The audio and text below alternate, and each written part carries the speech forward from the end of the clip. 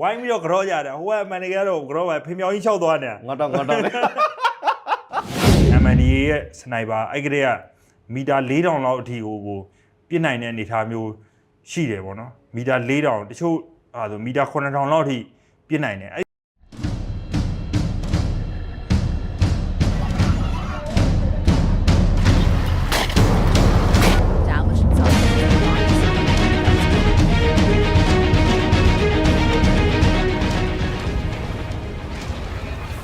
မင်္ဂလာပါကျွန်တော်ပြည်သူအမှန်ငါတို့တန်စီစဉ်ကနေပြန်ပြီးတော့ကြိုဆိုပါရစေဗျမင်္ဂလာပါဘူးမင်္ဂလာပါမင်္ဂလာပါတော့ဒီနေ့သတင်းတွေကတော့ရှိတာပေါ့အများကြီးပဲသတင်းထူးတွေပေါ့နော်အဲဒီသတင်းထူးတွေတည်းကမှဘုံမူကဘလို့အကြောင်းအရာမျိုးရွေးချယ်ထားတယ်လေပြီးရင်တရားနဲ့ပတ်သက်လို့ဘာတွေတုံ့သက်ခြင်းဘလို့အကြောင်းမျိုးရွေးချယ်ထားလဲဆို तू ကဘာပြောလဲဆိုတော့ဆုံးရှုံးထားတဲ့မျိုးတွေပေါ့ဘလို့လဲထုံးတယ်အစ်စ်တို့ပေါ့ခုံခုကောင်အစ်စ်တို့ပေးပြီးတောင်းမမီတာ तू ကဘာပြောလဲဆိုတော့ဒီဟိုပါပေါ့ဆုံးရှုံးထားတဲ့မျိုးနယ်တွေဆုံးရှုံးထားတဲ့နယ်မြေတွေကိုရအောင်ပြန်တိုက်နိုင်မယ်ဆိုလို့ရှိရင်သူကဟိုဘွယ်တူးဂုံတူးတိုက်ပေးနိုင်တဲ့ကောင်တွေတိုက်ပေးနိုင်တဲ့ကောင်ဘွယ်တူးဂုံတူးချီးမြှင့်မယ်ပေါ့နော်သူအဲ့လိုမျိုးပြောတာအဲ့လိုမျိုးပြောတော့သူကဟိုတုန်းကဘာနဲ့တော့တူနေလဲဆိုတော့သူကဟိုလေးဗာလဲဒီဘရင်ကြီးကိုသူကပြောတော့မယ်ကိုပြောင်းဝစ်စုံတဲ့ကိုပြောင်းဝစ်စုံဆေးပေးသလိုပဲတဲ့ဘင်းရဲ့ချက်ဝဲတသားတွေဟိုဟာဖြစ်ပြီးတော့မှဒါဟိုကိုပြောင်းဝစ်စုံဘင်းတဲ့ဒါကိုပြောင်းဝစ်စုံလောက်လာပါတယ်ပေါ့လောက်လာပါတယ်ပို့စုလာပြီးတော့ဆက်ကတ်တာပေါ့လာပြီးကတ်တဲ့ခါကျတော့သူလက်ထဲမှာဘာမှမပါဘူး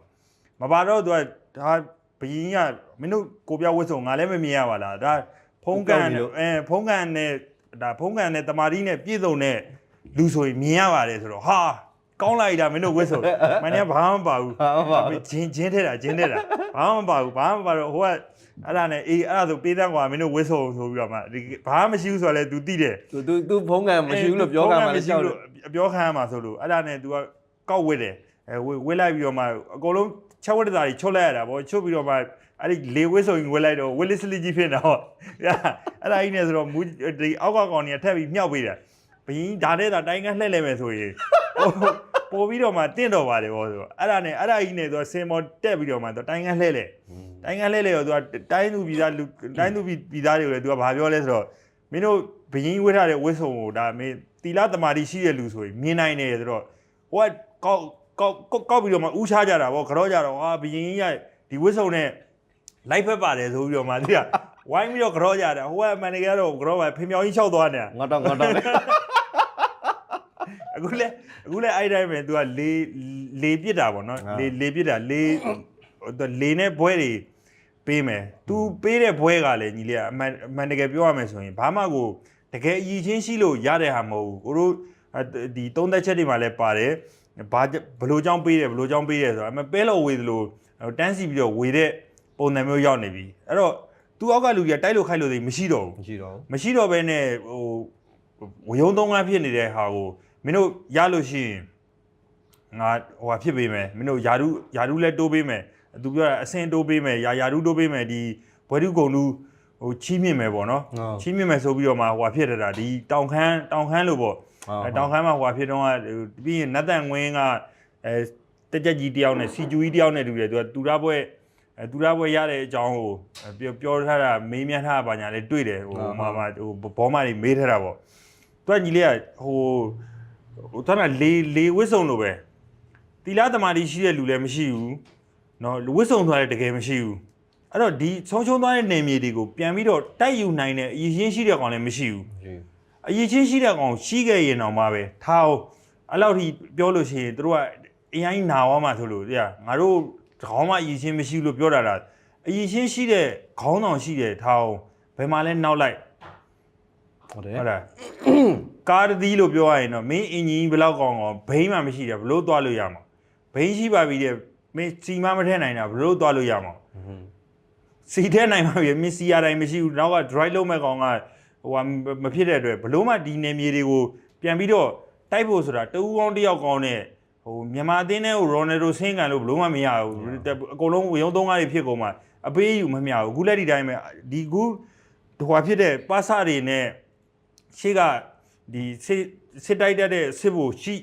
ိတယ်ထားအောင်ဒါပေမဲ့ရာခိုင်နှုန်းနည်းနည်းတော့ရှိတယ်ပေါ့နော်ဒါဟိုဗမော်ကဒီစကား21စကားမူတင်မင်းလက်တို့လို့ပေါ့သူတို့ဆိုရင်ဒါတကယ်အရေးချင်းတော့သူတကိုရေတကာရသူတက်ဖွဲ့အသက်ရှင်နိုင်မှုအတွက်အရေးချင်းကိုပြောတာဒီနိုင်ငံကိုအုပ်ချုပ်နိုင်တဲ့အရေးချင်းတို့ဘာလို့စစ်တပ်ကြီးကောင်းအောင်လုပ်နိုင်တဲ့အရေးချင်းမျိုးကိုပြောတာမဟုတ်ဘူးသူအထိပ္ပယ်ကောက်လဲလွဲမှာဆိုလို့အရေးချင်းရှိရပါလေချီကျူးတာမဟုတ်အရေးသူ့တက်သူကြံဖန်ပြီးတော့မွေးတတ်တဲ့စစ်ဗိုလ်တွေရှိတယ်မရှိဘူးမဟုတ်ရှိတယ်ရှိလို့လေဒီနေ့ဒီချိန်ဒီစကားတချို့နေရာတွေမှာကိုရီတိုက်လို့မရဘဲနဲ့ခက်ခဲနေရနေဥပမာတောင်ခမ်းလိုနေရာမျိုးပေါ့ဗမော်လိုနေရာမျိုးပေါ့လိတ်ခဲတဲလဲဖြစ်နေတဲ့ဟာတွေပေါ့ကြောက်ဖြူလိုနေရာမျိုးပေါ့ကြောက်ဖြူလဲဒါလိတ်ခဲတဲလဲဖြစ်နေတာပေါ့ဒါပေမဲ့ तू ကဟိုလိတ်ခဲတဲလဲဖြစ်တာကလည်းဒီလိုပါဟိုဟာကြောက်ရင်မဟုတ်ဘူး तू ရှေ့ကအစင်းစင်းကြော်ဖြတ်ပြီးကမှ तू ကဒီကိုလာရတာကိုလာတဲ့ချိန်မှာ तू ကရှေ့တဆင့်မှာတွေးကြုံခဲ့တဲ့ဟာကိုအတွေ့အကြုံကိုသူတို့ဘက်ကအားနည်းချက်ကို तू ကဖော်ထုတ်တယ်ဖော်ထုတ်ပြီးကမှဒါဆိုရင်တော့ငါတို့ဒါပြင်ဆင်ထားမှရမယ်ဒါပြင်ဆင်ထားမှရမယ်နဲ့ပြင်ဆင်ရင်နဲ့သူ့နေရာကြတော့အလွှာ၄၅တက်ဖြစ်သွားတာပေါ့တလွှာပြီးတလွှာပြင်ဆင်ရင်းတယ်ပေါ့အဲ့တော့သူ့တက်သူကြံဖန်မွေးတတ်တဲ့စစ်ဗိုလ်တွေစစ်တပ်ထဲမှာမရှိဘူးမို့ရှိတယ်အဲ့တော့ဒီလိုကောင်မျိုးတွေနဲ့သွားပြီးတော့ဟိုဖြစ်တဲ့အခါကြလို့ရှိရင်သူကဒီကောင်မျိုးတွေပြန်ပြီးတော့မှဒီဆုံးရှုံးထားတဲ့နေမြေတွေကိုဒီကောင်မျိုးတွေပြန်ပြီးတော့ယူနိုင်တဲ့အရေးချင်းရှိကောင်းရှိနိုင်တယ်ပေါ့ဒါပေမဲ့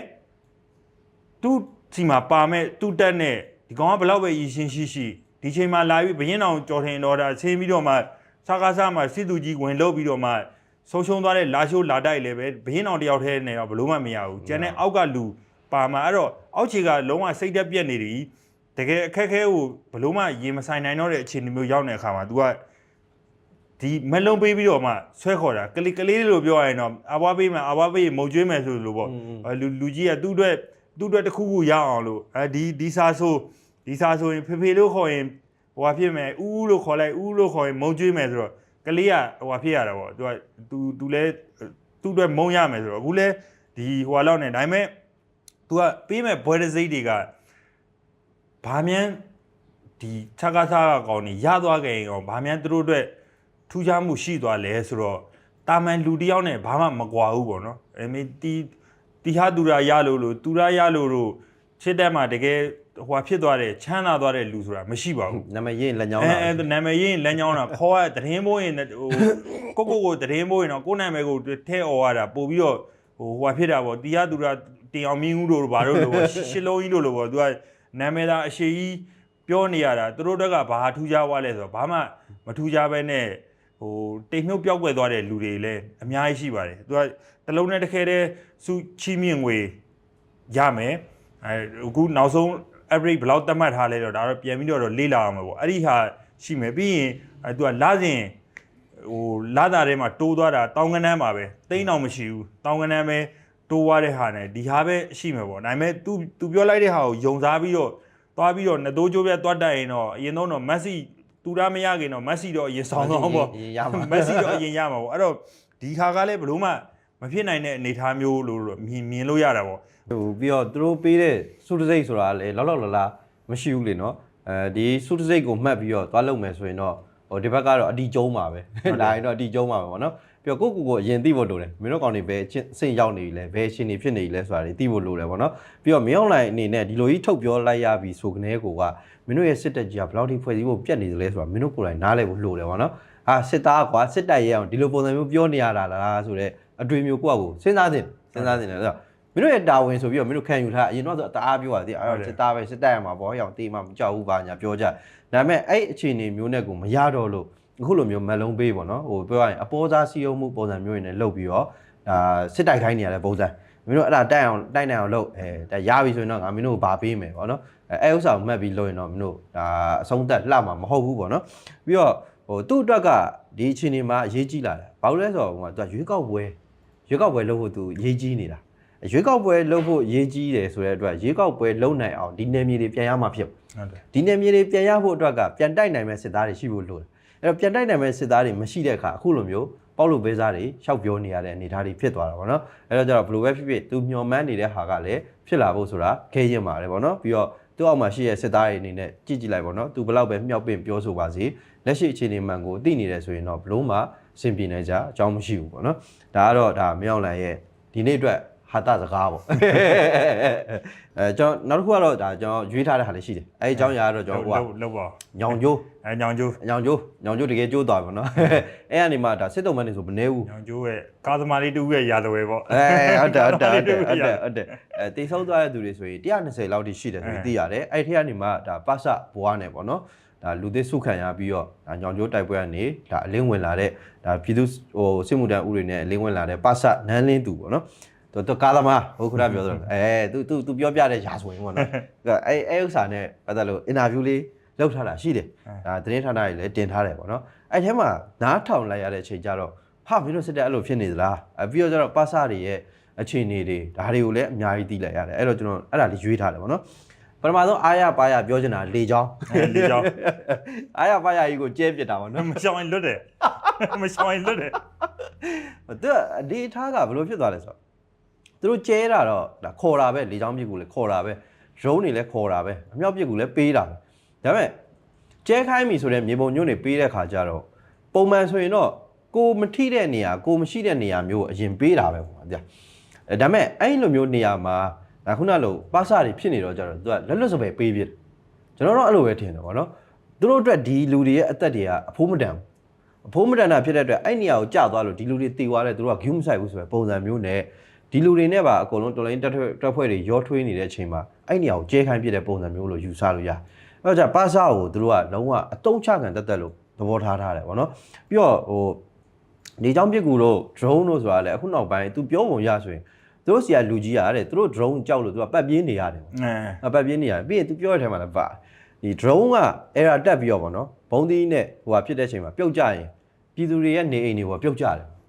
အဲ့ဒါကိုအမြဲတမ်းမှာကျွန်တော်တို့ပြောတယ်ဟိုဘက်ကတော့အမြဲတမ်းအတန်လွှင့်တာဒီဘက်ကတော်လိုင်းတက်ဖွဲ့တွေကပဲပြည်သူတွေကိုဒုက္ခပေးသလိုအတန်လွှင့်ဒါပေမဲ့သူတို့အထဲမှာတကယ်နေပြီးတကယ်ကြုံခဲ့တဲ့သူကပြန်ပြောပြချက်အရာဒါတွေကိုမင်းတို့ရှင်းရှင်းလင်းလင်းသိတင်တယ်ပေါ့နော်ဟိုမင်းတို့ဘက်ကသူတွေဘလောက်ပဲဒီအတန်ကောင်းဟစ်နေပါစေတကယ်မြေပြင်မှာကြာပြည်သူကိုဒုက္ခပေးတာမင်းတို့ဖြစ်ဒီဘုံတွေပြန်ပြီးတော့အဲ့ဒါတက်ပြီးပြန်လာတယ်ဆိုရင်လေပြည်သူပေါ်ပြုတ်ကြရဆိုရင်သူတို့ပဲပြီးတော့သူတို့ရဲ့ဒါအရင်တုန်းကပေါ့နော်အဲ့လိုဖြစ်စဉ်တွေလည်းရှိခဲ့ဘူးလေဒီလိုပတ်ပြေးရတဲ့ဖြစ်စဉ်နောက်တွင်းငယ်အခုတာတက73အဲ့မှာ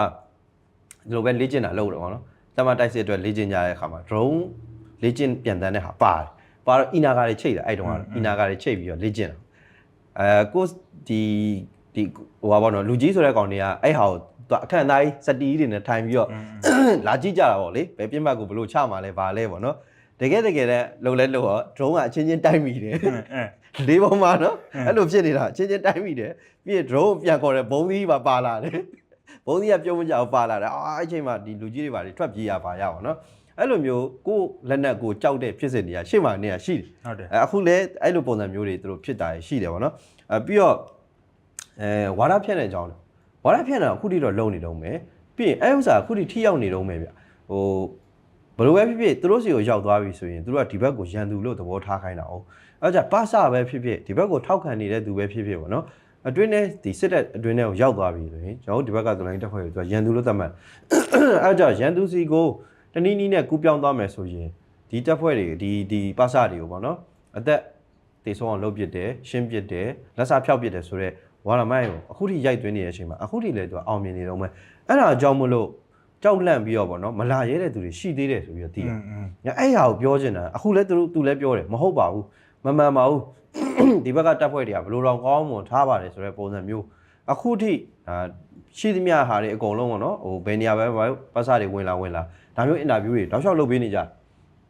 ြဒါကအမှန်တရားကိုသိစေချင်လို့လုပ်ပေးရကျွန်တော်ဒီဘက်ကတပ်ဖွဲ့တွေကဘယ်တော့မှလွတ်စပယ်မလုပ်ဘူးပေါ့နော်ပြီးတော့ဒီလူတွေကဘလို့အခြေအနေမျိုးနဲ့အထဲကိုရောက်သွားသလဲဆိုတဲ့ဟာကိုနားလည်တဲ့အတွက်အခုလိုကြိုးဆိုတဲ့ပုံစံမျိုးတွေလုပ်ပေးရအဲကြတော့ဒီဟာကိုကြော်လွန်ပြီးတော့ဒီကြောက်စိတ်ပေါ့နော်ငါတို့လုတ်ပြမလားမသိဘူးဆိုရင်ကြောက်စိတ်လေးကိုကြော်လွန်ပြီးတော့လာစေခြင်းတယ်ဒီညီလေးဆိုရင်သူဆိုရင်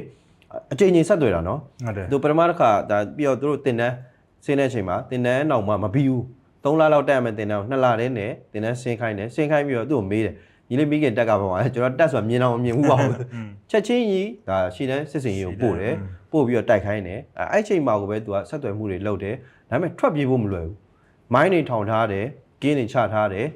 ပြီးတော့ထွက်ပြေးတဲ့ခါမှာဒါသူပြန်မိတဲ့နေရာရှိတယ်ပေါ့ဗါလဲမီးနင်းကြောင်း မီနင်းเจ้าမှာသူပြန်မိတယ်ဗောနော်အဲ့ဆိုရင်လေဒါသူတို့အထဲတဲကိုဝင်သွားပြီးမှပြန်ထွက်လာမယ်ရတဲ့နည်းနဲ့ထွက်ခဲ့မယ်ဆိုပြီးတော့ပြောတဲ့သူတွေရှိတယ်ဗောနော်ဒါပေမဲ့အဲ့ဥစ္စာလွယ်ကူသလားမလွယ်ကူဘူးလားဆိုတာကိုသိသိချင်တာအခု तू ဆိုလဲဒါခက်ခဲလုပ်ခဲ့ရတာမလွယ်ကူပထမတစ်ခါဆက်သွဲတယ်မရဘူးထွက်လို့ဒုတိယတစ်ခါထွက်ပြေးတယ်တာဝရီထိရောက်တယ်မင်းင်းเจ้าမှာပြန်မိတယ်ပြီးတော့သူ့ကိုချုပ်ချတယ်တာဝန်ပြန်ထမ်းဆောင်ခိုင်းတယ်နောက်ဆုံး तू ထွက်လာနိုင်ခဲ့အဲ့အချိန်ကြီးကြားထဲမှာ तू အများကြီးစူးစမ်းခဲ့ရတယ်ဗောနော်လွယ်ကူတော့မဟုတ်ဘူးအဲ့ကြောင့်ငါတို့အထက်ရောက်ပြီးမှပြန်လာမယ်ကွာဆိုတဲ့ပုံစံမျိုးလုံနေတဲ့ရည်ရွယ်နေတဲ့သူတွေဆိုလဲကျွန်တော်တို့မဖြစ်စေချင်ဘူးအစနေကမရောက်ဖို့အတွက်ကိုပဲစူးစမ်းစေချင်တယ်ဗောနော်ရှောင်စေချင်တယ်ဘာလို့ဆိုတော့အဲ့မတိုင်ခင်မှာတော်လိုင်းတက်ဖွဲ့ရည်နဲ့များတွေ့လို့ခုနလိုမျိုးဒါစစ်တပ်ကကောင်တွေကပဲတေကွာဆိုပြီးတော့လေရင်ဘုံကျဲခိုင်းလိုက်လို့အဲ့ဆိုမျိုးအသက်ဆုံးရှုံးသွားပြီဆိုရင်တော့ဘာမှလုပ်လို့မရအောင်အခုစစ်တပ်ကကောင်တွေထားတာသူတို့တစ်စစ်နှစ်သူတို့လုံးဝအသေးခံခိုင်းမယ်ဆိုတော့တက်အဲ့လိုပုံစံမျိုးကိုထားတာဗောနော်အဲ့ကြတော့အဲ့လိုမဖြစ်အောင်တော့ကျွန်တော်ကရှောင်စေချင်တယ်နောက်တစ်ခုကဒါနောက်တစ်ခုကဒါသူတို့ရဲ့အလိန်ညာတွေဗောနော်ဒါစစ်တပ်ထဲကအလိန်ညာသူတို့စစ်သားတွေချင်းချင်းတောင်မလို့လိန်နေရတယ်သူ့ကိုဆရာတယောက်ကပြောပြတယ်ဗောနော်အဲ့တက်ဆိုရင်ရှည်တန်းထွက်နေတာဘူးဗာလေ6နှစ်ရှိပြီ6နှစ်ရှိသွားပြီအဲ့6နှစ်တော့တွေ့မှာသူတို့နောက်တန်းတစ်ခါမှမပြန်အောင်ဒါပေမဲ့သူတို့အဲ့ဒီမှာပြောတယ်ဗောနော်နောက်တန်းပြန်ရမယ်ဆိုပြီးပြောပြီးတော့တကယ်တမ်းကျတော့ရခိုင်ကိုစစ်စင်ရေးထပ်ထိုးဖို့အတွက်ကိုလက်နက်တွေခဲရနေထပ်ထုတ်ခိုင်းနေဗောနော်အဲ့ကြတက်ထဲမှာအချင်းချင်းကိုလိန်လည်နေရတဲ့ပုံစံမျိုးလက်အောက်ကိုအမှန်တိုင်းမချပြဘူးအေးငါတို့တော့ကွာဒါထပ်ပြီးတော့တိုက်เสียရှိတယ်ကွာအထပ်ပြီးတော့သွားရအောင်မယ်ကွာအဲ့လိုပုံစံမျိုးပြောဖို့ကိုသူတို့မဝင်ရဲတော့ဘူးဘာလို့လဲဆိုရင်ရှေ့မှာပြောထားတာ6နှစ်ကြီးများတော့ရှိနေပြီဟုတ်တယ်6နှစ်ကြီးတော့မှဒီဖွဲ့တွေကိုရှေ့တန်းထွက်ခိုင်းထားပြီအဲ့ကြနောက်ထပ်မင်းတို့ထပ်ပြီးတော့ထွက်ခိုင်းမယ်ကွာတိုက်ခိုင်းမယ်ကွာဆိုရင်အကုန်လုံးထွက်ပြေးတော့မှာအဲ့ကြောင့်မလို့သူကအမှန်တိုင်းမပြောဘဲနဲ့အခုနောက်ပိုင်းမှာအဲ့ပုံစံမျိုးတွေပို့လောက်တယ်ပေါ့နော်ဘာမှအတိမပေးနောက်တန်းပြန်ရတော့မယ်ကွာဟိုတလောကဒါဖမ်းမိတဲ့သူတွေဆိုလဲပြောတယ်ငါတို့ကနောက်တန်းပြန်ရတော့မှာအဲ့လိုပုံစံမျိုးနဲ့နောက်တနေရာကိုပို့ပြတာရှိအဲ့ကြစစ်တပ်ကအမြဲတမ်းလိန်ညာနေတဲ့ဆိုတဲ့ဟာတွေကိုသိစေချင်သူတို့အချင်းချင်းတောင်လိန်နေတာပေါ့နော်ပြည်သူဆိုပြောမနေနဲ့သူတို့ချင်းချင်းအကြောင်းသိတဲ့ကောင်တွေတောင်မှလိန်နေညာနေတာအဲ့ကြပြည်သူဆိုပူလို့တောင်ဆိုဦးမယ်အခုဒါပြည်သူစစ်ဥတွေနဲ့ဒါဆွဲစိခံရတဲ့လူငယ်တွေဆိုရင်ဒါမျိုးပို့တော့မယုံသင့်သေးတယ်မင်းတို့စစ်မတိုက်ခိုင်းဘူးတော့မင်းတို့နောက်တန်းမှထားမှာတော့ဟိအောင်စစ်တိုင်းမဲ့တက်ဖွဲ့ရတက်ရှိပြီးသားတော့မဟုတ်ဘူးအခုကပတ်စားတွေကြီးကုန်လွှတ်နေတာဟုတ်တယ်ဟိုနေ့ကဒါညောင်ဦးမှာဖြစ်တဲ့ဟာဆိုလဲ80လာတယ်50လောက်ကဒါပြည်သူစစ်တို့ပြူတို့ဒါမျိုးပုံစံမျိုးတွေပဲခေါ်လာတယ်ပြီးရင်ဒါအင်းတော်မှာဖြစ်တဲ့ပွဲဆိုလဲဖမ်းမိတဲ့34ယောက်လုံးကပတ်စားတွေအများကြီးဖြစ်အဲ့တော့ကျတော့မိတော့မှတပည့်ရနဲ့ဟုတ်တယ်မိတနာဖို့လည်းကောင်းတယ်နော်ဒါတကယ်ပြောရင်တော့အဲ့အခြေအနေထိမရောက်ခင်မှာကျွန်တော်တို့ကဟိုမရောက်အောင်ရှောင်စေချင်တာပေါ့ဗျာအဓိကအဲ့လိုရောက်သွားပြီဆိုရင်အဖွဲ့ကြီးလည်းလောကကန်ရခက်သလိုသူတို့တွေရဲ့အသက်အန္တရာယ်လည်းတကယ်ကိုစိုးရင်ရတယ်စစ်တပ်ကတော့အသုံးချမှာပဲပေါ့နော်ပြီးတော့ကျတော့ဒါကြောင့်အေရဲ့ထိုးစစ်ပေါ့အေရဲ့ထိုးစစ်နဲ့ပတ်သက်လို့လေသူပြောတဲ့ဒဇွန်တစားကိုနားထောင်ကြည့်ရတယ်တော်တော်ကိုကြောက်ခမန်းလိဆိုတော့တိတာချင်းစစ်တပ်ကကောင်တွေတော်တော်ကိုကြောက်နေရဆိုတဲ့ဟာပေါ့နော်သူကအဲ့စကန်တစ်ခုကိုသူတို့တိုက်တဲ့အချိန်မှာအင်အား200အစရှိသေးတယ်ရောက်အချိန်မှာသူတို့တိုက်ရတယ်ပေါ့ကွာတိုက်ရတယ်ဟားတဲ့ကျန်းတယ်တိုက်ပွဲကျန်းတယ်ပေါ့နော်အေးရဲ့ထိုးစစ်ကလည်းကြောက်စရာကောင်းတယ်ပေါ့နော်အဲ့လိုမျိုးတိုက်ရတဲ့အချိန်မှာသူရောက်200ကနေပြီးတော့80လောက်တည်တော့90လောက်တည်ပြီးတော့120လောက်နဲ့နောက်ထပ်စကန်တစ်ခုသူတို့ပြန်ဆုတ်တဲ့အချိန်မှာအေးကစနိုက်ပါနဲ့လာပစ်တယ်ပြီးရင်2ရက်ချ3ရက်ချတကလာထိုးတယ်ပေါ့နော်လာထိုးစစ်စင်တော့အဲ့မှာနေနောက်ထပ်ပြီးတော့ကြာတာတွေအများကြီးပေါ့နော်အဲ့ကြောင့်အဲ့ကြာတဲ့သူတွေကိုဘလို့ဟိုဟာဖြစ်တယ်လဲဆိုတော့15ယောက်10ယောက်15ယောက်အဲ့လိုမျိုးပုံစံမျိုးနဲ့ပေါ့နော်ကျင်းတူးပြီးတော့မြုပ်လိုက်တယ်မြုပ်ပြပြီးရတယ်လုံးဝအမိန်ပြန်လာတယ်ဗာရီယာစမလုပ်ပေးဘူးလုံးဝသူတို့စစ်သားလုပ်ကိုသဘောမထားဘူးအဲ့မှာတည်တာအကုန်လုံးကပတ်စားတွေအများကြီးပဲလို့ပြောအဲ့ကြောင့်စစ်တပ်ကတော်တော်ကိုဖွဲ့စည်းပုံပြတ်နေတယ်ဆိုတဲ့ဟာပေါ့မင်းအောင်လိုင်းစစ်တပ်ဖွဲ့စည်းပုံပြတ်နေတယ်ပြီးတော့အေးရထိုးစစ်ကဘယ်လောက်ထိကျန်းကျန်းတန်းစော်နိုင်လဲဆိုတဲ့ဟာကိုဒါတိတာစေတယ်သူတို့စီမှာရှိရတဲ့သူတွေဆိုရင်ဒီကြောင့်ပြစ်ကူတောင်းဖို့ပဲတဲတန်စူးစမ်းနေရတဲ့ဖြစ်စဉ်မျိုးဒါမျိုးပုံစံမျိုးတွေနဲ့ကြီးပဲတွေ့ကြရတယ်ပြီးတော့စနိုက်ပါအသုံးပြုတဲ့ဟာတွေအရက်မိုက်တယ်ပေါ့နော်ပြီးတော့ရန်သူလက်နဲ့ကိုလက်နဲ့ဆိုပြီးတော့အသုံးပြုတဲ့ဟာတွေအေးရရှိမှနေတာကရှိတယ်ပေါ့နော်အဲ့တော့အခုလိုပုံစံတိုင်းသာဆက်သွားမယ်ဟေ့ဆိုရင်အေးရကြိုက်တဲ့တိုင်းကိုကြိုက်တယ်လို့ဝင်လို့ရတဲ့အနေအထားတွေဖြစ်လာအောင်ဟုတ်တယ်ဟိုကသူကဒီအခုရှေ့တန်းထွက်တာဒီညီလေးပြောသွားတဲ့အထဲမှာဆိုရင်ရှေ့တန်းထွက်တာ6နှစ်ပေါ့နော်ဟုတ်တယ်6နှစ်ဆိုတော့ဒီ2000ကျော်ပတ်လည်လောက်မှာအဲ့2000ပတ်လည်လောက်မှာပေါ့ဒီစစ်တပ်ကညွှန်ကြားချက်တစ်ခုထုတ်ထားတာရှိတယ်အဲ့ဒီဟာကသူကဒီနောက်တန်းဌာနချုပ်ကနေရှေ့တန်းစစ်မြေပြင်ကိုစပြီးတာဝန်ထမ်းဆောင်တယ်ပေါ့နော်တာဝန်ထမ်းဆောင်ပြီးတော့မှနောက်တန်းဌာနချုပ်ကိုပြန်ဝင်ဒီအထိရက်ပေါင်း120မကျော်အောင်ရက်ပေါင်း120 4လပေါ့သွားရက်ပြန်ရက်အပါ 4လတဲ့မကြော်ဘူးပေါ့ စစ်စင်ကာလာ စစ်စင်ကာလာ4လကြော်သွားတာနဲ့သူက4လကြော်တော့မယ်ဆိုတော့နောက်တစ်တက်ကသူ့ကိုတွတ်ချင်းတွတ်ချင်းပြီးအဲ့ဒီတက်ကပြန်နောက်တန်းပြန်ဝင်ပြီးတော့နာမိသားစုနဲ့ပြန်တွေ့သူကအဲ့ဒီတဲ့ကြော်သွားလို့ရှိရင်ဘာတွေဖြစ်လာမလဲဆိုတော့ဒီလူမှုရေးပြဿနာတွေနောက်တန်းမှာလူမှုရေးပြဿနာတွေရှိလာမယ်အဲ့ဒီဂျားထဲမှာလေသူကအဲ့ဒီ4လသွားတဲ့ကာလမှာလေတလကိုသူကယောက်ျားကဟိုမိန်းမကသူကဟိုစာတစောင်းအကျော်ဘူးတဘူးအဲသူကလာတင် ဒီကနေ့ကလေးကလာတင်သူယောက်ျားကိုထည့်ပေးရမယ်ပေါ့စာတစောင်းတာကြောင်းမကြောင်းဒီဟိုရေးရမယ်ဆိုတော့ဟာညွှန်ကြားချက်ချီးပြီးသားပေါ့နော်အဲ့ဒီရပောင်120လို့ညွှန်ကြားထားတာကအခုက၄နှစ်ဆိုရင်ရပောင်1200ကျော်ဝါကြီးပေါ့နော်အခုက1200တော့မဟုတ်တော့ဘူး1200ကျော်တီတီကိုရပောင်1200ကျော်တီတီပတ်ဆက်ဆက်ကြီးခြေတန်းထွက်နေ6နှစ်ဆိုတဲ့ဟာက1800ကျော်2100လောက်ဖြစ်သွားတယ်ပေါ့ရပောင်2100လောက်ဖြစ်သွားတယ်120ကနေ2100လောက်ထိခြေတန်းထွက်နေတယ်ဆိုစစ်တပ်ဘယ်လောက်ထိပွဲပြတ်နေတယ်ဆိုတော့အဲ့ဒီမှာတစ်ချက်သွားပြီးတော့တွေးရတယ်ပေါ့နောက်တစ်ခုကသူပြောသွားတဲ့အထဲမှာပဲသူက14-5ယောက်ကိုတခြင်းစစ်တပ်ကအဲ့ဒီဟာလုံးဝလူကြီးတွေလည်းလုံးဝမကြိုက်ဘူးလူကြီးရတော့ဒီစစ်တပ်ကအုပ်ချုပ်တဲ့တရင်မှုတို့ဗျူဟာမှုတို့တပ်မမှုတို့ဆိုတဲ့ဟာရဘယ်တော့မှလက်မခံခဲ့တဲ့ဖြစ်စဉ်မျိုးအဲ့ဒီဟာကိုယ်တိုင်ကြုံခဲ့ဘူးတာကိုယ်တိုင်ကြုံခဲ့ဘူးကကိုနေတဲ့စခန်းကုန်းမှာပေါ့အဲ့ဒီစခန်းကုန်းကကိုကကုမှုတဲ့စခန်းမှာနေတာကုမှုတဲ့ကနေရှေ့ကဘုံနေတဲ့စခန်းကိုဒီခမာရ345ပေါ့345ကဒီဘူးတီတောင်တက်ဘိုးနဲ့အတူတူပဲတက်မှတမတယ်ပဲသူတို့ကဟိုဘက်စခန်းကိုသွားဖို့ဆိုပြီးကမှကိုတို့စခန်းကနေထွက်တော့စခန်းအောက်ခြေမှာပဲသူကဒီတိုင်းပိုင်းထောင်ထားတာပေါ့တိုင်းပိုင်းထောင်ထားတော့သူကတိုင်းပိုင်းကွဲလိုက်ကောအဲ့ဒီတက်ကဟိုကစင်းကလေးဖြစ်သွားတာပေါ့ကစင်းကလေးဖြစ်ပြီးတော့မှသူ့တက်ကအရာရှိတွေကလည်းဟိုဒဏ်ရာရတဲ့လူတွေကူကဟိုအဖေရဒီအဖေရနဲ့အဲ့ဒီမှာကြာတာက3ယောက်ကြာသွားအိုနက်စပေါ်3ယောက်ကြာ3ယောက်သေးတယ်ပေါ့3ယောက်သေးသွားတော့အဲ့ဒီ3ယောက်ဟိုအဲ့ဒီအောက်ခြေမှာဟိုမဖြစ်တော့အပေါ်ကိုစခန်းပေါ်ပြန်ပြီးတော့မှထန်းတင်လာတာပေါ့ထန်းတင်လာပြီးတော့စခန်းရဲ့အစွန်မှာမြုပ်ဖို့ဆိုတော့လို့တော့သူ့တက်ကအရာရှိတွေကမအားဘူးအမိန်ပြန်တာရေးပါညာပေါ့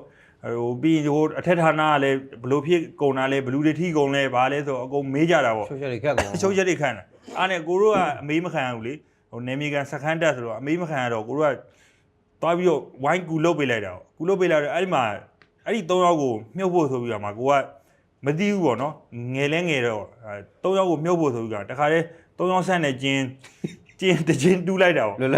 လွယ်ကူကူပဲ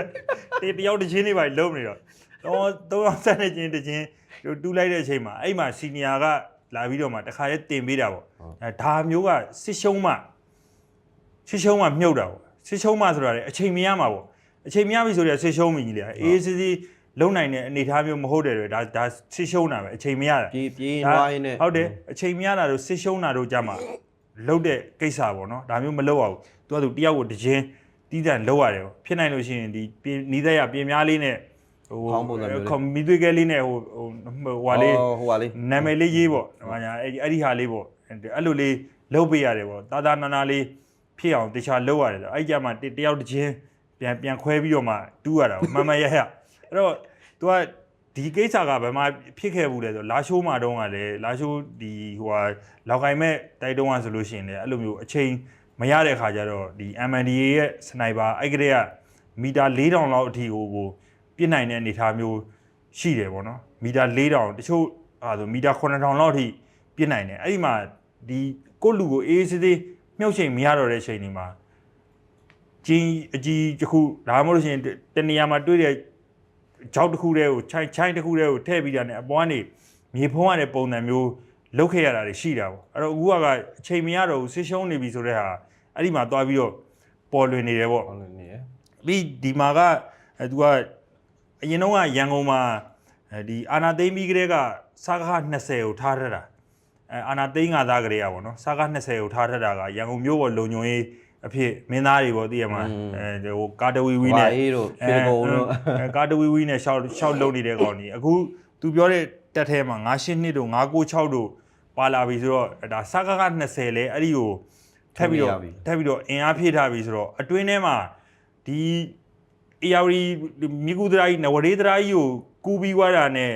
လမ်းတစ်လျှောက်ကဒီရန်ကုန်တန်းပေါက်တော့မဲ့အနေထားမျိုးဖြစ်သွားပြီ ။ရင်းကခံပြီးမဲ့ကောင်လည်းမရှိ ဟုတ်တယ် တော့ ဘာမှမရှိတော့တန်းမ6လည်းမရှိတော့ဘူးဟိုခွန်အဖွဲတွေကလည်းဟိုမှာဟိုကတာအင်းတော်မှာဟိုမှာပွဲပြက်နေပြီ ။စားကားလေးကလည်းဟိုမှာပွဲပြတ်နေပြီ။ စားကားလေးတဲ့အခြေအနေမကောင်းဘူးအခုကအဲ့ဒီရန်ကုန်နားမှာဘာမှကိုမလုံနိုင်တော့ပဲနဲ့နောက်ဆုံးအဲ့ဒါကြောင့်မလို့ तू ကစားကား6နေပြီးတော့မှတက်လှမ်းရတဲ့ပုံစံမျိုးအထိဒုက္ခရောက်နေပြီလို့ပြောချင်တာပေါ့အဲ့တော့စစ်တပ်ကတော့တော်တော်ကြီးအခြေအနေဆိုးရွားနေပြီအခုဒီညောင်ကျိုးစခန်းအခြေအနေရပြီးလို့ရှိရင်သောနာသူကဆုံးရှုံးသွားတဲ့မျိုးတွေကိုပြန်သူကအပေးယူနေတော့လုံနေသေးတယ်ဟိုကလုံပေးရင်ငါဒီဟာပေးမယ်နော်ဟိုကလုံပေးဒီဟာပေးမယ်နော်ဆိုတော့အခြေအနေမျိုးတွေ ဘာလို့ခေါ်မုံကြီးမယ် လိုက်စီယုံပြီးတော့မှလေပြင်းကြီးပေါ့နော် ငေါတော့လေ လေဝိဆိုရင်ဝေးပြီးတော့မှသူ့ရဲ့ပွဲပြဲမှုကိုသူပြောတဲ့စကားတွေထဲမှာပါလာတာပေါ့ဘယ်လောက်ထိခံစားနေရပြီဘယ်လောက်ထိစစ်တပ်ကရှုံးနေပြီဆိုတဲ့ဟာတွေကိုအများအားပေါ်လင်းနေအဲ့တော့တော်လှန်ရေးရဲ့ခရီးကရှေ့ကိုတော်တော်ရောက်နေပြီဆိုတဲ့ဟာကိုပြောကြရင်လည်းကျွန်တော်တို့ရဲ့စကားဝိုင်းလေးကိုညီကုန်းချုပ်ပါတယ်ဗျအားလုံးပဲကျေးဇူးတင်ပါတယ်